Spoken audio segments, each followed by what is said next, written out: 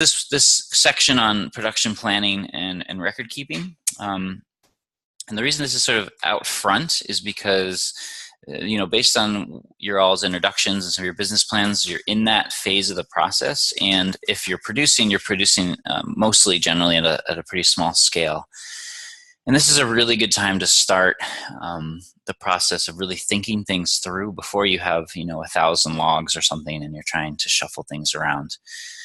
And I speak from experience because I spent a lot of time moving logs from place to place and reshuffling them and changing locations and changing where I inoculated, all this kind of stuff. And also with record keeping, I got kind of late to the game with the record keeping, and it's something that I hear from farmers regardless. They always regret, any enterprise that we're talking about, farmers always regret when they don't keep records. And when they do, they never regret the time that they spent doing that. And it's pretty easy to set up some simple systems. And even if you're only producing a few pounds a week, what I want to encourage you all to do and to think about is getting yourself on a consistent soaking schedule and getting yourself on a consistent record keeping schedule and developing that as a habit early on. So even if you only have 7 logs, I don't care. Soak one every week and get a binder together, get your record keeping together, and just work that out, because it's going to be much easier to do it now than when you have 700 logs or something like that. Along with this, I'm going to share in this presentation a little bit of data, and I just want to acknowledge where this came from. So we did a 3-year project that was funded by Northeast SARE. It was a multi-institutional collaboration between Cornell, University of Vermont, and Chatham University. We worked with about 25 farms. We actually educated several hundred participants around the Northeast. This was basically post-field research time when we were looking to apply this and see if this had any economic traction. So we just identified a number of interested folks. They inoculated 100 logs. We selected 23 people to really fully participate. It was originally 25, a couple dropped out. We had 23 folks inoculate logs and then keep records of their expenses, labor, any observations they had, anything they produced, anything they sold. And so all those things together became really valuable when we looked at data sets and were able to analyze it. And now we can pass that information along. So it was really great. And this is a hard thing to do, to get farmers or landowners to collect data, which relates to our record keeping challenge. So I think everyone that did it really, really valued the results and understanding some of the overall patterns that we were experiencing. So just like was reiterated in the last webinar, and I really want to highlight this, is probably the number one thing that I want you to keep in the forefront of your mind. And again, something to really practice on a small scale, even if at this point you're mostly harvesting and maybe you're selling a few, maybe you're not selling much at all, but you're giving them away or consuming them yourself, is really to pay attention to quality and how you're going to maintain the highest quality mushrooms possible. And I think both of our presenters really talked about this. One of the things that's going to be really important as you develop a business is differentiating yourself from the sawdust grown in sort of large scale mushroom community. We're not actually competing with them. We really offer an entirely different product. And so I draw the analogy a lot. I work with livestock producers. I'm a livestock producer myself. I don't compare my lamb markets or price points to sort of the global commodity scale lamb market, where you might sell your lambs wholesale at auction, and where we might be looking at farms that have 600 sheep in a flock or something like that. We're very small, we're very niche, and we market ours direct to customers at a different price point. We have a different value set associated with that price point. We have a different customer base associated with that, and those customers are willing to pay. They don't even look at the comparison and say, "Oh, I can get this cheaper." They're bought into supporting a different type of farming, and I think it's the same with mushrooms, same with a lot of other crops. So we're not going to be able to, however, outsupply and sort of compete with those low prices if the quality isn't superior. And it's not rocket science to make that quality superior, but it is something to pay attention to. It is something that I see not a consideration early on in production and something people learn over time, but I want to kind of cut that learning curve down. So we'll talk about a few characteristics of why the quality is different. It's really interesting in the grocery store. That's the picture on the right there is from our local grocery store.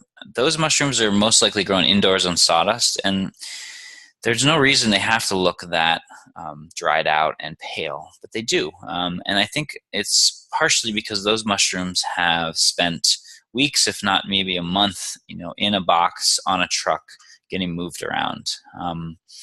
So the first element of quality is really the ability for us to get a product as fresh as possible, as recently harvested as possible to our customers. And so this is one aspect of quality, which is the timing of when I'm going to soak and harvest, and can I time it so I'm getting the mushrooms ideally to the restaurant or to the market. I just harvested them that day or a day ahead. And this can be tricky because, as you'll find as you soak logs, the timing from when they're pinning to when they're ready is a bit variable depending on the weather. Generally speaking, we say 7 to 10 days from the day you soaked, they'll be ready. On hotter summers, hotter times of the year, that can be shortened. In cooler times of the year, that can be lengthened. And it's interesting for me this year to see that we're actually pretty close to hitting that week mark. We're soaking most of our logs on Mondays and Tuesdays, and we're harvesting most on Monday and Tuesday. I'm really surprised because this has been a relatively mild summer. And when the nights are as cool as they've been, sometimes that'll slow down. It might be 8 or 9 days. So we stack most of our deliveries on Thursdays. And so we always soak a little bit earlier. We don't want to soak on Thursday because we're really pushing the lower end of that harvest window. So we back off a little bit, a couple days. But given the timing, we could think about shifting that. And this is where it's important to collect data, because I can really look at the last few years of our production and know the days that I soaked and the days from soaking to harvest, because we keep data on the day we soaked our logs, and then again on the day that we actually harvested our mushrooms. So that's one aspect. Another aspect is really in grading. And I challenge folks to early on learn and really give yourself a high standard of quality. Again, if you're going to go to a restaurant who can get shiitake sawdust grown for $5 a pound, if you're going to ask for $10 or $11, you're going to have to really show them that it's worth it. And so grading is really important. And it's important to strive to reduce the amount of your harvest that is B or C grade over time. You can get almost 100% into A grade quality with good management. So that's a good thing to know. You should be able to, maybe it's 50-50 to start. You get a lot more B's and C's than you wanted, but strive to really get 80-90% of your harvest into that A range. And I think this is probably one of the more important aspects that becomes critical as we develop our businesses. So what we do in the field is we just harvest everything when it's ready. We'll look at some pictures of that. It doesn't matter the grade in the field. We may even, you can see in the picture here on the bottom left, there's even a slug involved in this. We just put everything in one stainless steel bowl to harvest, and then we grade back in the packing shed. When we can really clean things, look at things, examine them, and not worry about trying to grade them in the field. So mix them all up, and then we grade them as we go. Now, these grading designations aren't, sort of official. There's no, unlike with other crops, there's no official chart. There's no, specific parameters. It's a bit at your discretion. And I think it's an important thing, again, at a smaller scale to start paying attention to and thinking about. What I've found over time is I actually start to harvest mushrooms more and more in immature stages because they hold up so much better in storage. And it gives me a lot more ease of mind to know that, if I end up harvesting on Monday, I don't have a delivery till Thursday, that they're going to look really good on Thursday. And if I harvest them when they're actually ripe and fully open, they may not look very good once I take them out of the fridge for that delivery. So I'd consider these mushrooms A. When we're looking at that, these mushrooms, what we see are the caps are still kind of curled. That's technically a little bit immature, but if you start to notice and feel the edges, they're much more robust. So they're going to handle getting thrown in a bag with 5 pounds of other mushrooms just fine. The gills are going to stay white. The caps are going to stay nice and dark, and they're going to look pretty good even 7 or 10 days after you've harvested them. So I often think it's actually worth going a little bit under mature and having that shelf life extension. So as far as here's maybe bees, still pretty good quality, really not any problem. You can see a bit more unfurled, not going to hold up as long, but still will do, at least 4 or 5 days in the fridge looking good. You might see the gills start to yellow or brown with these. You can see a little bit of insect damage, but not a whole ton. Sometimes these splits or these gashes, those are, and I see Heath's asking about sort of natural defects. As long as the mushroom looks clean and is in good shape, a natural defect, sometimes the mushrooms will squash up against each other because you got 2 logs close to each other, or sometimes it'll split. I think those things are all fine. I don't think anyone I know of is expecting every single mushroom to be perfectly round with no deformities. So I would say all of these are quite acceptable, and sort of natural defects are perfectly fine. And size doesn't really matter. What we found and what growers say generally is that in the summer, especially hotter summers, the majority of your mushrooms are actually much smaller. So you don't get, an average size shiitake in 70-degree weather might be some of the ones on this slide, that round one in the bottom left, 1.5 to 2 inches is a really nice size. But when the hot weather gets hotter, they often go down to 1 inch or even 3/4 of an inch. So grading doesn't matter in size. It's really about the quality of its ability to hold up. And it's a thing to think about. Sizes can work to your advantage in different scenarios. So for instance, we have a restaurant who loves and is willing to pay a higher price per pound. We're currently getting $11.50, but his request is that I favor larger mushrooms because it cuts down on his kitchen prep time. Now, I've had other restaurants prefer smaller mushrooms because they want to throw them in soup or in dishes where they actually want to leave the caps whole. So they've actually bought just smaller ones. They say, I don't want anything bigger than 1/4 size because they want to use them whole. So it really depends. It's a good conversation to have. We also, we package our mushrooms for a small butcher shop, and we find that in the bags that we use for them, smaller is better because we can pack them in better. When we put a large mushroom in there, it's hard to fit a lot more in the bag. So be thinking about size more in relationship to the specific needs of the markets you have rather than as a function of grading. All right, here's C. I think you can see why we might call these C. Considerable damage, tearing, unpleasant parts, I would say. This one in the top left corner, we could certainly take a pair of scissors to and cut that part off, and I would say the rest of the mushroom's pretty good. We might consider that a B, and I certainly would throw those in with other mushrooms. The rest of these I might reserve for eating myself or potentially drying, but this damage is pretty extensive. So we might dry this larger one in the kind of center. The other ones might be for us to eat. So that's just how it works when you're farming. You usually have to get the least quality for yourself. So those are some quality things. So again, I'll just reiterate. So timing of soaking and harvest is going to be critical. The proper harvesting time, again, harvesting when those caps are a bit curled under, and then grading are going to be the 3 aspects really critical to maintaining quality. All right, secondly, workflow. I think this is absolutely critical. This is where you will lose a lot of time, energy, and in the end, profit.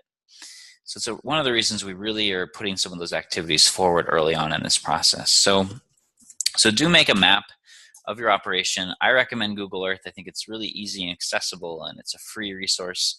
If you don't want to use Google Earth, you can certainly hand draw a map, print something out, use another piece of software. I'm not particular. I just want something from y'all.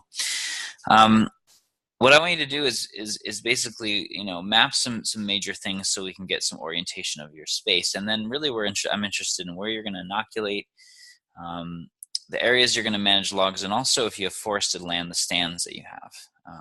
And stands are really a way just to delineate different portions of the forest that you might manage differently.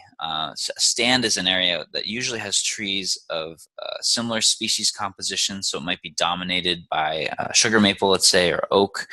It often has similar hydrology, such as the orange stand in here is along a little bit of a creek. So it's very different, both in composition and also in the microclimate that provides. And also the sensitivity to water is going to all affect the way I manage that stand as compared to the red stand, which is predominantly sugar maple. A stand might have a different aspect, and the aspect is the direction a slope faces. So with the yellow, green, and blue stands, those are basically the same species composition, but each of those has a different aspect.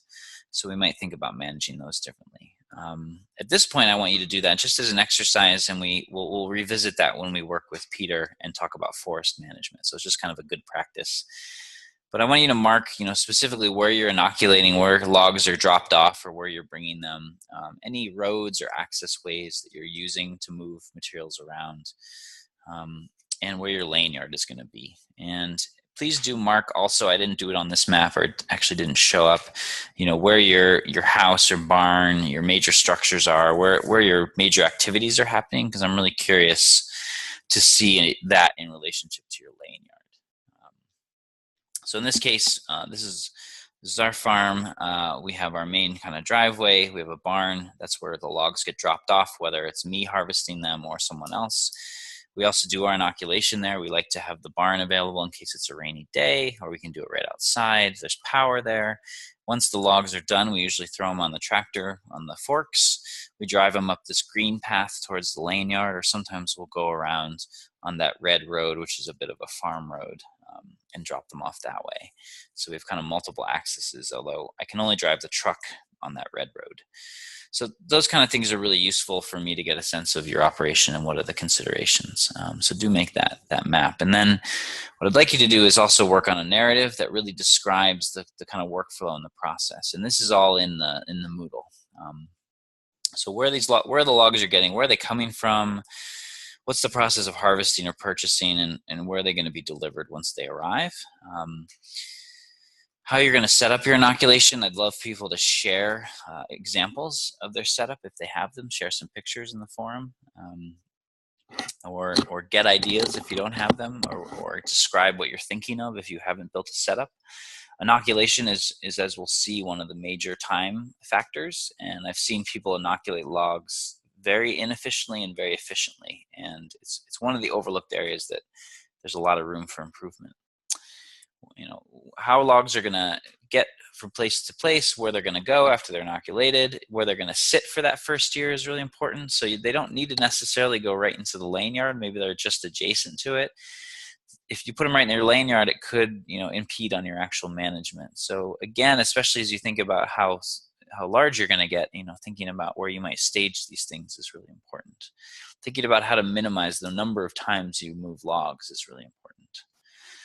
We want you to describe your lane yard, its attributes, different things that are considerations for that. And along with all these things, any challenges or questions or inefficiencies that you're aware of. These are things that I want to collect from each of you in this process.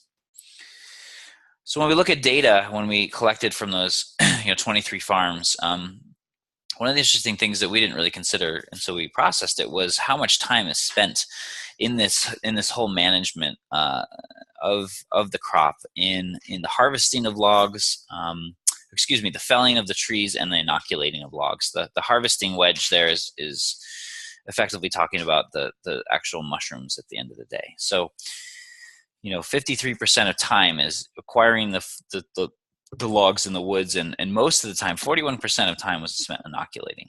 Now, when we dig deeper into this data, what we realize is that this is partially because folks were newbies and they hadn't really set up a good inoculation system in many cases. So I think this time can be very easily reduced, but it's something to be aware of, and something I've seen time and time again, that the way one sets this up can really affect the outcome.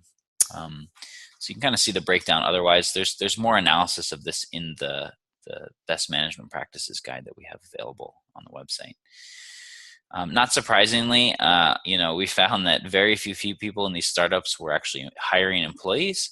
The owners, of course, were doing most of the work, but they did rely quite a bit on volunteers and friends. And again, this relates to the inoculation section. So I find that inoculating logs by yourself is pure drudgery, but if you can get a few people to help out, it actually works quite well. And you can bribe them with all sorts of different incentives. My favorite way is actually to trade and value people's time if I was going to pay them at the price of the value of a log. So we always say we pay a living log wage. It's $15 an hour. A log is worth about $15. So every hour that someone comes and helps us out, they get to take a log home. And I think it's, monetarily for me, it's a cost of about $5, maybe $3 to $5 in materials. That person's getting to take something home, and they're getting fairly compensated for their time. And it's allowed me to also cultivate those folks that are really good workers, able to, for instance, hold a conversation and actually work at the same time, which is not a skill everyone possesses. So I don't necessarily broadcast this to everyone. I actually recruit folks and I say, hey, I'd really love for your help. You're really great at this. How do I work around your schedule? What's convenient for you? How can we do this? I find that work parties exceeding 4 hours in length are hard to maintain, just sort of energy wise. Like after 3 or 4 hours, people tend to really slow down. So we aim for 4-hour segments, chunks of time. And we generally in 4 hours can do about 75 or 80 logs pretty reliably with like 3 to 4 people that kind of know what's going on. So all those considerations are really important for this practice as you think about inoculating. So when we did analysis after this grant, we recognized a couple major ways that we heard again and again from all sorts of different growers. A lot of them said that if they did it all over again, they would consider purchasing bolts instead of harvesting them themselves. It's one of the reasons we're trying to set up this directory and do it. I generally do about 50% of my own harvesting, and I also purchase half of my logs. This year, it's actually been more like 75% purchased and 25% that I get myself. I think it's important to recognize the reality of this, and if you can get a good relationship with someone going, it's really worthwhile. Someone might be able to provide the logs at a more reasonable efficiency, and you can focus on inoculation then. And another factor to this is if you can find a landowner or someone who has a woodlot who wants to do the harvesting, and you qualify for ag exemption, which we'll talk about in subsequent weeks here. Basically, if you're grossing 10,000 or more in ag sales, that person who's working their woodlot can potentially, if they agree to provide logs for you for 5 years, they can get ag exemption too. And that can be a really big incentive for someone who owns a lot of woods and is interested in this type of relationship where they can get the benefits from a tax standpoint. So we'll dig into that a little bit deeper, but just a thought there. We've talked about an efficient inoculation setup and how to get volunteers involved. I wouldn't actually call them volunteers. Technically, legally, farms can't have unpaid labor. Trading is okay as long as you're valuing it at above minimum wage, but you really can't have volunteers unless you're a nonprofit in New York State. That's just how the labor laws are set up. So keep that in mind as you advertise and broadcast this need. So here's some logs that we purchased. Oftentimes they're delivered in 6-foot lengths. That's what our guy likes to do. Just easy for him to transport, move with the tractor, that sort of thing. Some outfits might want to do 9-foot lengths if they have longer trucks, and that's perfectly fine. It's actually not a bad deal. 6-foot length is still movable, and then we just cut them up prior to inoculation. So here we are. A consideration for your inoculation setup is you ideally want to keep these logs covered. Depending on when you're inoculating, what's going on, the worst case that can happen is if prior to inoculation or when you're inoculating these logs, the bark is saturated with water. If the bark is saturated with water, your wax is going to have a really hard time sticking to the wood. And I've had problems where the log will look great, and then the wax won't quite harden, it won't stick to the log, it'll actually flake off, or it becomes a really easy target for predation. So a good idea is to keep your logs under cover, keep a tarp over them, keep them under a shelter, and make sure that when the day comes for inoculation, they're actually dry, that you don't have to deal with it, because it doesn't really work to towel them off if they're soaked with water. There's a lot of different inoculation setups. I'm going to post a video that Field and Forest put together in the forum about their setup. I'm certainly not saying that ours is the best one, but it is one that's worked well for us, that we can get a pretty good workflow going. It's pretty simple. What I find is this kind of scissors setup. This is a a stand that's about 2.5 feet wide. There's bolts that hold those two legs together, and those bolts can be loosened, and you can open and close the legs to accommodate different sized logs, and also to accommodate different heights, because it's really important for your helpers and yourself to think about ergonomics in this and building your setup so that it's really comfortable. If you're going to expect to do good work for 3 or 4 hours at least, you don't want to have back pain at the end of it. So I like this style, which is not my original creation. This is really it's basic design for bucking wood up for firewood, but it works really well. You can drill with a hand, and then you can hold the drill and turn the log with one hand. You can kind of spin it. It's very easy to do.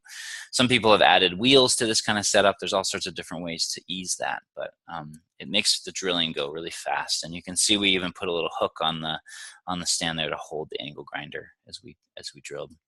And then we basically just use sawhorses and 2x4s for the rest of it. So we space those 2x4s apart maybe 3 inches so that the log will rest really nicely.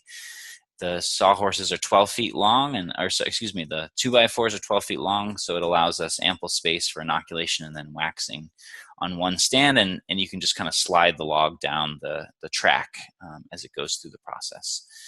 And I set people up so that someone's drilling, a couple people are filling with the sawdust, and then 1 or 2 people are waxing. If I had 4 people, I would have 1 person drilling, 2 people inoculating, 1 person waxing. If I had 5 people or 6 people, I would have 1 person drilling, 4 or 3 people inoculating, and 1 person waxing. Inoculation tends to be the bottleneck. It tends to be the part that's slowest. So giving extra space to that's a really good thing. And in this photo, we only had a couple people working, so we were stacking logs that had been drilled on the end of this table. But what we actually do is we have a separate table to hold these logs, because this really gets in the way of people trying to do work. So thinking about that and avoiding having to lift logs from the ground up all the time, like keeping things at working height, is all really important. And thinking about this really as an assembly line as you design your setup. Here's the wax at the end. So in addition to thinking about acquiring the wood, efficient inoculation setup, then the third thing would be that the entire system, the laying yard, is going to minimize the amount of time and energy you're spending moving logs around. So in your laying yard, you're going to need different spaces. You're going to need different places to do different, to offer different functions. So after you've inoculated, those logs aren't going to do anything for a year. You need space to store those. You probably don't want to store them, half a mile away from your laying yard, but you also don't want to store them right in the laying yard where they're going to get in the way of your current operation.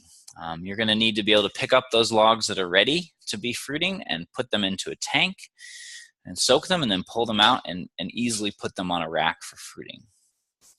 You're going to need some place to stack your logs for fruiting. There's different configurations. You saw Steve had racks that he leaned the logs against, and Casey was just soaking his logs and then stacking them to one way to the other, and then harvesting from there.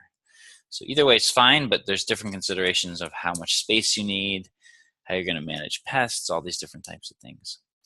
And you're going to need, when you're fruiting, you're going to need space to hold the logs from last week that are fruiting, in a given week, as well as extra space for the logs that you're currently soaking. So for instance, we just finished our soaking this morning.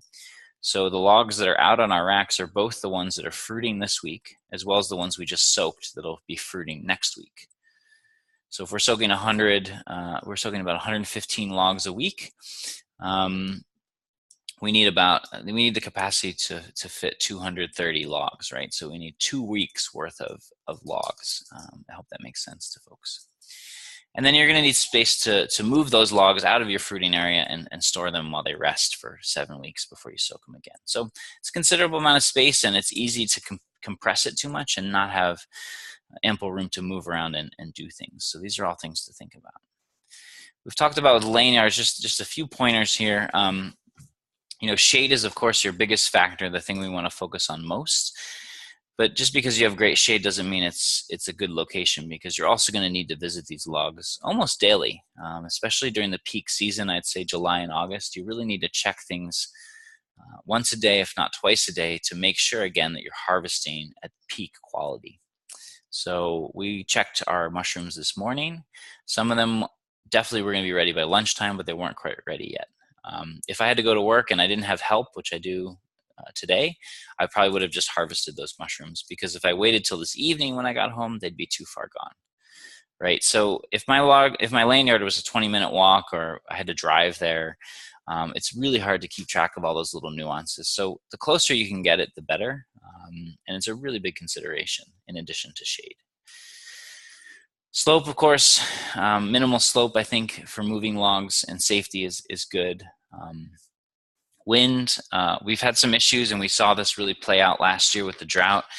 Sites that are excessively windy really want to think about both their location, if they can create any sort of wind protection, and also that they're going to want to generally stack their logs in shorter formations, not so tall. So excess wind is a factor. Now, on the flip side of that, we also don't want spaces where air stagnates. We want air flow. So we want air to move, but we don't want it to be so intense that it dries things out. That's a big factor for log performance. We've talked about access and circulation, again, keeping things kind of close into the main hubs of activity being important, or really just thinking about that. So I'll leave that there. And then water is a big factor. And your calculating tool this week will help you determine how much water you may need to have in order to soak. So we'll look at that in a minute. And quality is going to be important. And also, I want to encourage folks to think about not just the primary water source, but a backup water source. How vulnerable is your primary water source, and what are you going to do if it doesn't pan out for you? Okay. And we had that experience last year, where we started to really worry about draining our pond because it wasn't getting refilled with the drought. So just as an instance, we were really into conserving space in our lane yard. This is a picture from several years ago. It's a very ideal location in terms of access and circulation. It's not the best in terms of the microclimate, but our farm we don't have a lot of options. We're up on the top of a hill, and it's just pretty windy.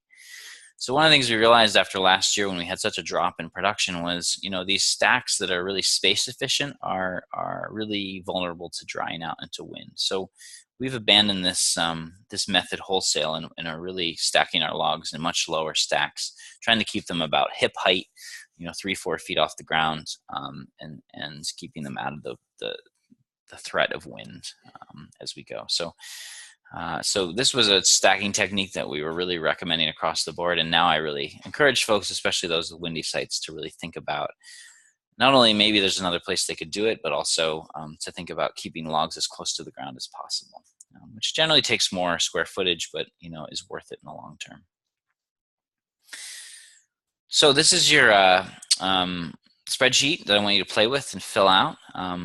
The way these work, and we have some other ones coming up too, is generally there's shaded rows and there's white rows, and generally you can change the numbers in the shaded rows, but ignore and don't mess with the white ones, because those are where the formulas are going to generate information. So play with this over the next few years.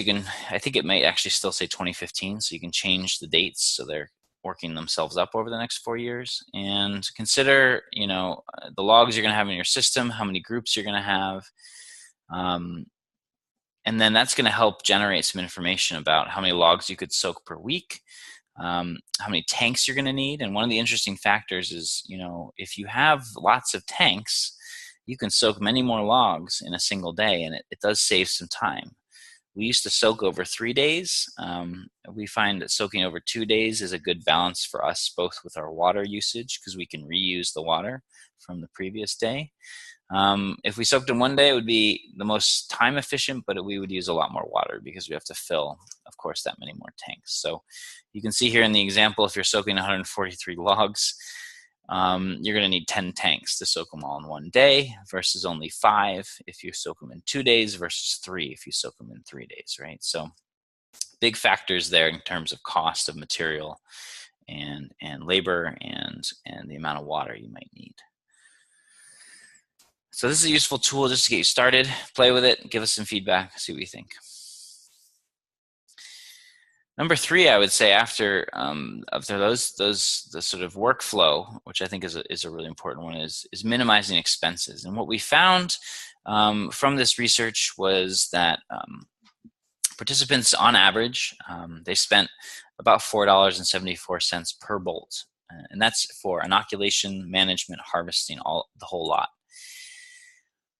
Now that's average, and the danger of averages is we're balancing out the most efficient person with the least efficient person in this. So actually, when you look at the data, it was pretty variable, and this really translated very directly to profitability. And what's important to note is that about $3 of this expense is in materials. And a lot of those materials, when we look at the breakout, were in what we call durable versus non-durable goods. So about, a little less than half of those were, or excuse me, a little more than half were in durable goods. These are things like chainsaws, angle grinders, bits, inoculation tools, sawhorses, whatever the setup was, generators, extension cords, any of that kind of stuff. So these are things that aren't going to be ongoing expenses, right? So if it's about $3 a log in material, it may actually be only closer to $2 or $1.75 in terms of the non-durable goods. Those would be your spawn, your wax, the things you have to kind of replace every single year, right? So there's a lot of variability in there in terms of what you expend. And what's really important is that you minimize your upfront expenses as much as possible. So try to avoid buying the fancy new chainsaw or all the new gear if you can get away with it. It's really going to cut into your profitability. And it's another consideration. If you have to invest in all the chainsaw gear and equipment, good chainsaw chaps, all the safety gear, that might run you $600, $700. That could arguably offset the cost of just buying logs from someone. It may be worth it to just buy them, unless you're thinking long term that's a skill you want to develop or utilize. So again, we found these kind of when we did the analysis. Growers really had the feedback that they were most efficient when they stacked their labor, when they put that energy in on the off season, not during this time of year. They did best when they avoided purchasing lots of durable stuff, unless they really had to. We've already talked about purchasing versus harvesting yourself. And the thing, time and time again, all these growers said was that they really were appreciative of keeping records, and that the grant actually helped them, encourage them to do that. So this is also in the Moodle, and I want you all to think about how you're going to keep this in a way that works for your system. So on our farm, I'm not the only one harvesting and keeping data. There's multiple people. We basically have a binder in the barn. It's a pretty simple sheet that we set up where we ask people to record this type of information. Some people use their phones or a computer.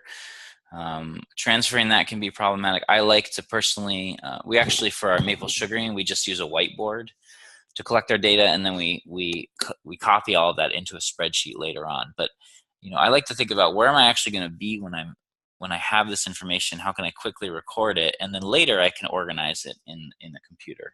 That's usually not practical for us, to have a computer out in the field. So not a lot of data that we necessarily need, but really important. And the other thing to think about is, once you start sending mushrooms out into the world, how you're going to keep track of invoicing, of receipts, of all these kind of things.